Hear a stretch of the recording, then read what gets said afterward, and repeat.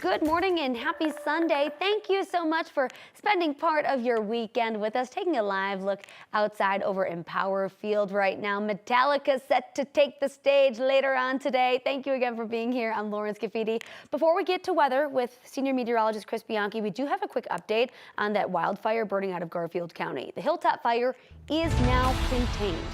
Evacuations have been lifted. Investigators say the fire is human-caused starting on Thursday near Rulison. The fire scorched more than 300 acres, destroying one home and one RV. The Garfield County Sheriff's Office says they expect this to be completely wrapped up by tonight. Now let's get to senior meteorologist Chris Bianchi. Chris, we're starting out today pretty nicely, so that means if you got to walk the dog, water the plants, have a dance party outside, whatever it is you're trying to do, you'll be good this morning. Who doesn't love an 8:01 a.m. dance party on a Sunday morning? I'm game, to be honest about that.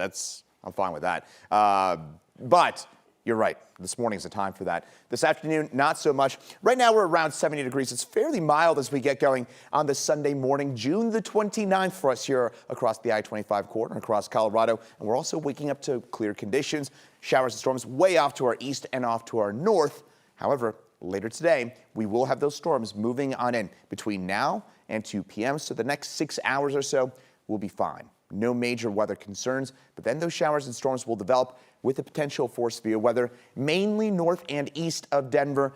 But there will be the potential for one or two stronger storms for us in town, and also a bit of an overnight threat for some storms. Could that disrupt the Metallica concert? Could that disrupt Red Rocks, Jazz in the Park? A lot of activities tonight. We'll get into that full forecast and time it out for you in a few minutes. Thank you so much. Every second matters during a serious medical emergency like cardiac arrest. To speed up response times, Weld County is launching an app that connects people who know CPR in case someone nearby needs help. 9 News reporter Colton Chavez shows us how it all works.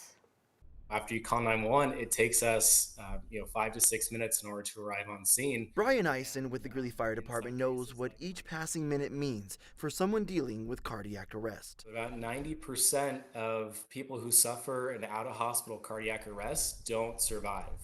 Brian says that's why he helped bring the Pulse app to Weld County. It's designed for off-duty first responders, but also just members of the public. Anyone that's CPR certified. Brian says the app is designed to notify users that someone nearby is experiencing cardiac arrest. As soon as we can get someone on that chest, pushing down, doing those compressions, if you're trained to do so, giving breaths, we're just reversing that statistic as much as we can. Users are separated into 3 groups.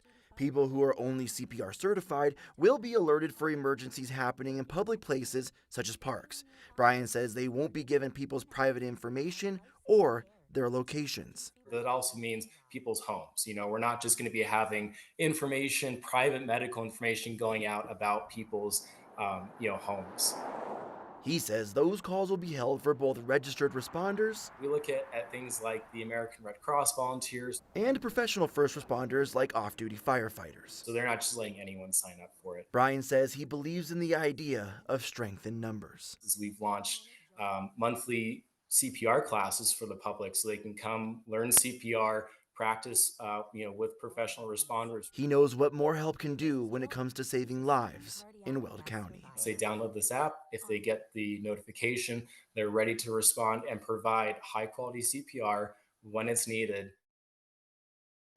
That was Colton Chavez reporting. The app supporters say that because of how spread out Weld County is, a tool like this can make a huge difference.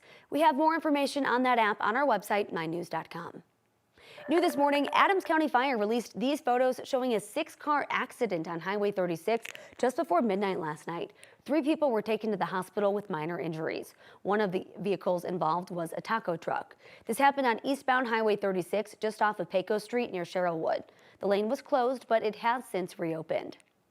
South Adams Fire says they think this fire was caused by fireworks. It happened near a patch of grass near 108th and Havana yesterday evening. There were reports that people were lighting fireworks in the area, and crews later found the remains of those fireworks after they went off. Denver police say they need help tracking down a man who robbed a bank earlier this week. Police say the robbery happened on Wednesday, just after noon on East First Avenue. They say a man passed a note to the teller demanding money. Surveillance footage captured this picture of the suspect. If you recognize him, you're asked to call Metro Denver Crime Stoppers. Denver police have arrested someone for a deadly crash on I-25. It happened Thursday night in the southbound lanes near Park Avenue West. Police say the crash involved a car and a motorcycle, and that responders took 2 people to the hospital. According to DPD, the passenger on the motorcycle died, and they arrested the driver of that motorcycle on suspicion of vehicular homicide. A controversial detention center is set to start operations as early as this week. It's being called Alligator Alcatraz. The facility is built in the middle of the Florida Everglades. It's a mostly abandoned airstrip. The Department of Homeland Security will hold thousands of people there set to be deported. Supporters argue the location is cost-effective and it's really hard to escape. The swampland around there is filled with alligators, pythons, and venomous snakes. Environmental advocates are suing to stop that site from opening. They argue that keeping thousands of people here will cause a negative impact on the environment. The Senate has passed President Trump's big, beautiful bill with a late-night vote. This vote means that the bill can move forward to debate, and then a final vote in that chamber could be as soon as Monday. After that, it goes back to the House. Republican lawmakers are on a tight timeline. President Trump has demanded to sign the bill by July 4th. The multi-trillion-dollar plan would lower taxes, give more money to the Pentagon and border security, and downsize government entitlement programs.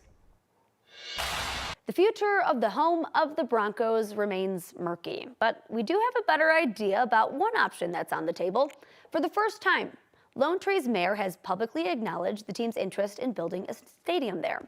Sources have confirmed to 9 News that Lone Tree and Broncos officials have held several meetings over the past year. No decision has been made on whether the Broncos will even go forward with a new stadium, much less where it would go. All options are still under consideration. That includes staying right where they're at Empower Field. The team has also been talking with Denver Water for more than a year about a site at the Burnham Yards area, which is around 12th and Osage. The Denver mayor's office says it's been involved in discussions about keeping the Broncos in Denver and that it doesn't know of any final decisions. The Broncos' lease at Mile High goes until 2031.